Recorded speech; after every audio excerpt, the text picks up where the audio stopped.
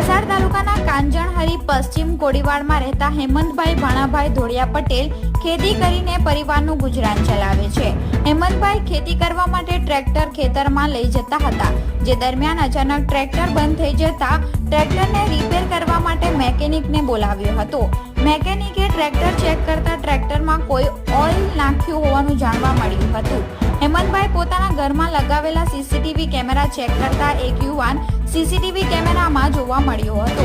યુવાન મોઢા ઉપર રૂમાલ બાંધીને ટ્રેક્ટરને નુકસાન કરતો સીસીટીવી કેમેરામાં કેદ થયો છે, જે વિડીયો સોશિયલ મીડિયામાં વાયરલ થયો છે. યુવાને પરિવારજનો સાથે અંગત અદાવત રાખીને ટ્રેક્ટરને નુકસાન કર્યું હોવાનું જાણવા મળ્યું છે. હેમંતભાઈએ રૂરલ પોલીસ મથકે ફરિયાદ કરવાની તજવીજ હાથ ધરી છે. લોકો મોઢા ઉપર રૂમાલ બાંધીને ચોરી કરવા જતા હોય છે, જ્યારે કાંજણહરી ગામે પરિવારજનો સાથે અંગત અદાવત રાખીને ટ્રેક્ટરને નુકસાન કરતો યુવાન